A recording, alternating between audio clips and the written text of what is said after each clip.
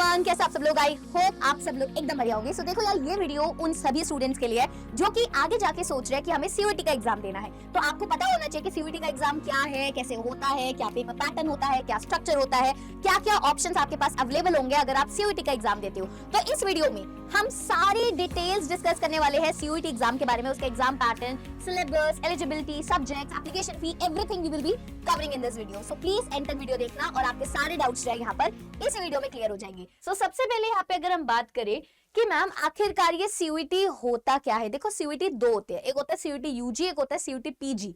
बहुत सारे बच्चे इसी में कंफ्यूज हो जाते हैं। तो अगर आप क्लास 12th में हो या फिर क्लास 12th का एग्जाम दे चुके हो तो आप जो पेपर दोगे वो सीयूईटी यूजी होगा। सीयूईटी पीजी उन बच्चों के लिए होता है जिनके ग्रेजुएशन कंप्लीट हो चुके हैं, वो पोस्ट ग्रेजुएशन करना चाहते हैं।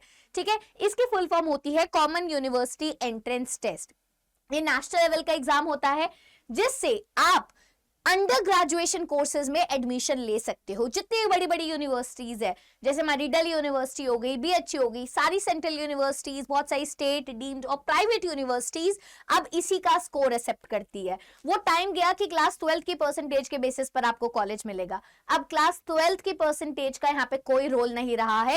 अब आपको यहाँ पे इस कॉम्पिटेटिव एग्जाम में बैठना होगा, अच्छी परसेंटाइल लानी होगी, तभी आपको जो है अच्छे कॉलेज में एडमिशन मिलेगा, है ना। तो मतलब एक इक्वालिटी जहां पे क्रिएट हो गई। बिकॉज पहले क्या होता था, आईसीएसई बच्चों के बोर्ड की एग्जामिनेशन, उनकी परसेंटेज अलग आती थी, स्टेट बोर्ड के बच्चों की परसेंटेज अलग आती थी। अब सबको बराबर कर दिया है, सबको एक एग्जाम देना है, चाहे आप कोई से भी बोर्ड के हो, आपको सीयूईटी का एग्जाम देना है। सीयूईटी के एग्जाम में आपकी जो परसेंटाइल आएगी उसके बेसिस पर आपको एडमिशन जो है मिलेगा।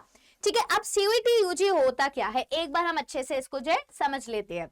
देखो, टोटल सब्जेक्ट्स यहाँ पे आपके पास 37 अवेलेबल होती है।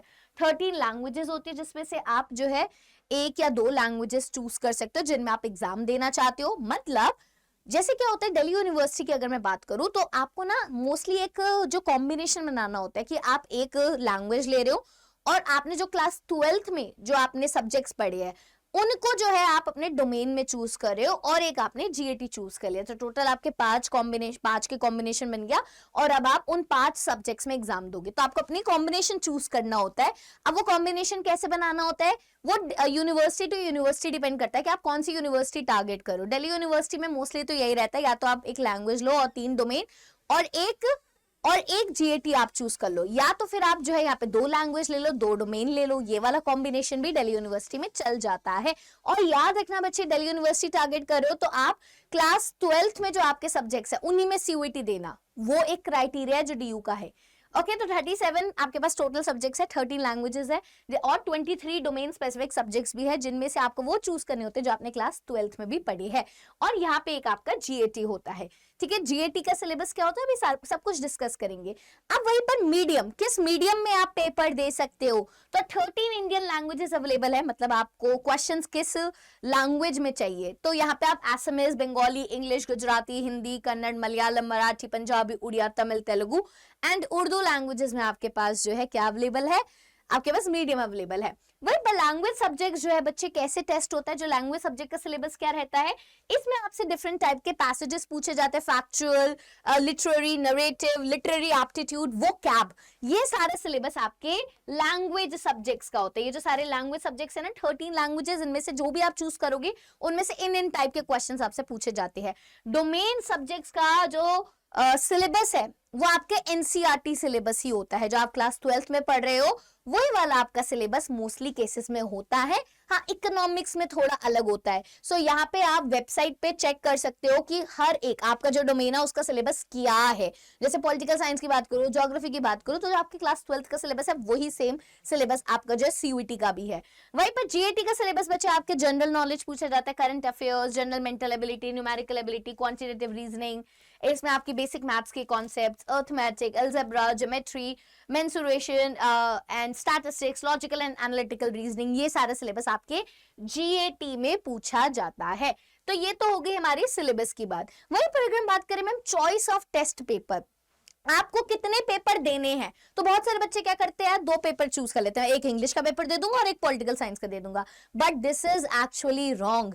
ये कॉम्बिनेशन से आपको कोई भी यूनिवर्सिटी नहीं मिलेगी। आपको पहले चेक करना है कि आप यूनिवर्सिटी कौन सी टारगेट करो, जेएनयू टारगेट करो, बीएचयू टारगेट करो, दिल्ली यूनिवर्सिटी टारगेट करो, उसमें भी आप कौन सा कोर्स टारगेट करो, उसके हिसाब से बच्चे अपना सब्जेक्ट कॉम्बिनेशन चूज करना। ये गलती बहुत बच्चे करते हैं और फिर एंड में वो रिग्रेट करते हैं।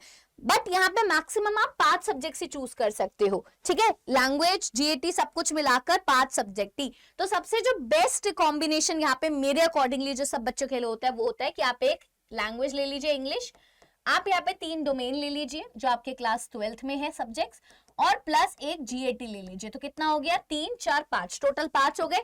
तो ये कॉम्बिनेशन सबसे परफेक्ट कॉम्बिनेशन होता है, हर जगह पे ये चल जाता है कॉम्बिनेशन। मार्किंग स्कीम कैसी रहती है, आपका जो पूरा पेपर होता है उसमें आपको 50 क्वेश्चंस मिलते हैं एग्जाम में, है ना, और हर क्वेश्चन करने पर आपको 5 मार्क्स मिलता है। सो 50 इंटू 5 कितना हो गया, ये आपका 250 मार्क्स का पेपर हो गया। और वहीं पर नेगेटिव मार्किंग भी होती है -1 की, मतलब अगर आपको कोई क्वेश्चन नहीं आता और आपने कर दिया तो आपके -1 जो है यहाँ पे डिडक्ट हो जाएंगे। मोड ऑफ एग्जाम आपका पेन पेपर मोड नहीं होता है, कंप्यूटर पे आपका एग्जाम होता है, सीबीटी मोड में एग्जाम होता है। वही मैंने बोला ना 50 क्वेश्चंस आते हैं और हर सही क्वेश्चन करने पर 5 मार्क्स मिलते हैं। टोटल 250 मार्क्स का पेपर होता है और सारे क्वेश्चंस कंपलसरी होते हैं। यहाँ पे ऐसे नहीं कि 50 में से 40 कर लो, 50 में से इतने कर लो, ना ना ना, 50 में से 50 आपको करने हैं। हाँ, अगर कोई नहीं आता बिल्कुल ही तो आप उसको छोड़ सकते हो बिकॉज नेगेटिव मार्किंग है ना। पेपर कितने टाइम का होता है, 1 घंटे का पेपर होता है। 50 क्वेश्चंस आपको 60 मिनट्स में कवर करने होते हैं। और मैम एग्जाम कब होता है, एग्जाम जो है मल्टीपल शिफ्ट्स में कंडक्ट कराया जाता है, डिपेंडिंग कि उस साल कितने बच्चों ने फॉर्म भरे हैं, कितने कैंडिडेट्स है, कितने कितने बच्चों ने कौन कौन से पेपर को चूज किया है, डोमेन को चूज किया है, उसके हिसाब से सबका जो एग्जाम की डेट्स होती है सबकी अलग अलग होती है। जरूरी नहीं है कि पॉलिटिकल साइंस का एग्जाम एक ही दिन एक ही शिफ्ट में सबका हो जाएगा, नहीं, इट मे वैरी। एक दिन में आपके 2-2 3-3 एग्जाम भी हो सकते हैं, एक दिन में आपका एक एग्जाम भी हो सकता है। तो इस तरीके से आपकी शिफ्ट जो होती है वो अभी आपको नहीं पता चलती, वो बाद में एंड में ही आपको पता चलती है कि आपका पेपर कब है। वहीं पर अगर हम बात करें एलिजिबिलिटी क्राइटेरिया क्या है, सो गाइज अगर आप क्लास 12th में हो और क्लास या फिर क्लास 12th पास आउट कर चुके हो तो आप सीयूईटी यूजी का एग्जाम दे सकते हो। Whereas अगर कोई पर्टिकुलर यूनिवर्सिटी और इंस्टीट्यूट है उससे भी आप एक बार अपनी एज जो है चेक कर सकते हो। वैसे सही रहता है अगर आप क्लास 12th में हो, क्लास 12th पास आउट कर चुके हो तो almost you all are eligible for all the universities, है ना। वहीं पर अगर हम आगे बात करें कि मैम इस पेपर को देखकर हम कौन कौन सी यूनिवर्सिटीज में एडमिशन ले सकते हैं, so guys this is the complete list of the central universities जिसमें आप एडमिशन ले सकते हो, जैसे Aligarh Muslim university, Assam universities, Baba Sahib Bhimrao Ambedkar university, Banaras Hindu university, central Sanskrit university, central tribal university of Andhra Pradesh, central university of Andhra Pradesh, Gujarat, Haryana, Himachal Pradesh की central university, Jammu, Jharkhand, Karnataka, Kashmir, Kerala, Orissa, Punjab, Rajasthan, South Bihar, Tamil Nadu. Also यहाँ पे डॉक्टर हरि सिंह गौर विश्वविद्यालय, गुरु घसीदास विश्वविद्यालय, Indira Gandhi tribal university, Jamia Millia Islamia, Jawaharlal Nehru university, Manipur university, Mizoram university, Nagaland university, Pondicherry university, Sikkim university, मतलब ऑलमोस्ट आपकी सारी important universities, English and the foreign language university, university of Allahabad, university of Delhi, university of Hyderabad, Vishwa Bharati university, these are the universities central level पे जिनको आप target कर सकते हो। वहीं पर अगर मैं बात करूं कि मैम कौन कौन से सब्जेक्ट्स है जो हमारे पास अवेलेबल है, तो मैंने आपको बताया था टोटल 37 सब्जेक्ट्स है। तो पहले लैंग्वेजेस जो है 13 आपके पास अवेलेबल है, ये सारी लैंग्वेजेस अवेलेबल है जिनमें आप एग्जाम दे सकते हो, ठीक है। इंग्लिश, हिंदी, एसएमएस, बंगाली, गुजराती, कन्नड़, मलयालम, मराठी, उड़िया, पंजाबी, तमिल, तेलुगु, उर्दू। और वहीं पर उसके बाद डोमेन सब्जेक्ट्स के पास डोमेन सब्जेक्ट्स की चॉइसेस 23 है, आप इनमें से आप कोई भी 3 चूज कर सकते हो। Accountancy, book keeping, agriculture, anthropology, biology, business studies, chemistry, environmental science, computer science, economics, fine arts, geography, history, home science, knowledge, tradition, practices in India, mass media, mathematics, performing arts, physical education, physics, political science, psychology, Sanskrit, sociology, और last में जो आपका एक GAT भी होता है, ठीक है, एक GAT। तो मेरे हिसाब से जो बेस्ट कॉम्बिनेशन रहता है, मैं आपको बार बार बोल चुकी, आप एक लैंग्वेज लीजिए, लैंग्वेज एक जरूर होनी चाहिए, एक लैंग्वेज आपके पास होनी चाहिए। अब वो मैं ज्यादातर प्रेफर करती हूँ कि आपके पास इंग्लिश हो, बट आप बाकी लैंग्वेज में से भी कोई लैंग्वेज चूज कर सकते हो। 3 डोमेन होने चाहिए, टोटल कितने हो गए, 4 हो गए, और एक GAT होना चाहिए, तो 5 ये सब्जेक्ट्स आपको चूज करने चाहिए।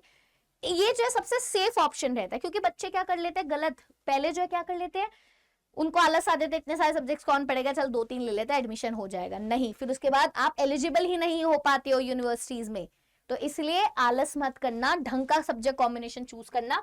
दिक्कत आती है बच्चे सब्जेक्ट चूज करने में, सो गाइज आप मुझे मेल कर सकते हो अगर आपको कोई भी दिक्कत आ रही है सीयूईटी के रिगार्डिंग, कोई भी डाउट आ रहा है तो आप एक तो मुझे नीचे कमेंट कर देना, ऊपर से this is my mail ID, आप मुझे मेल करके भी पूछ सकते हो, ashi.sharma@adda247.com, @adda247.com, this is my email ID।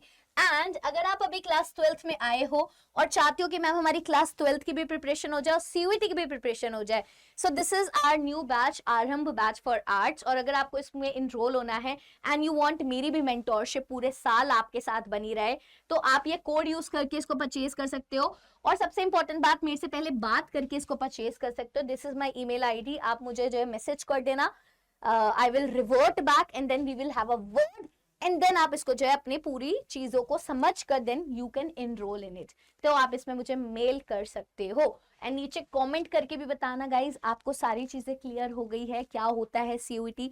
अभी के लिए आपको इतनी चीजों पर ही ध्यान देना है, आपको ज्यादा टेंशन नहीं लेनी है। अपनी क्लास 12th के साथ साथ सीयूईटी की प्रिपरेशन थोड़ी आपको जो है स्टार्ट कर देनी है। सो मैं आशी शर्मा और मैं आपको पॉलिटिकल साइंस पढ़ाऊंगी क्लास 12th और सीयूईटी दोनों के लिए। सो मिलते हैं, और जो भी आपके डाउट्स होंगे do let me know in the comment section. Till then take it, bye bye.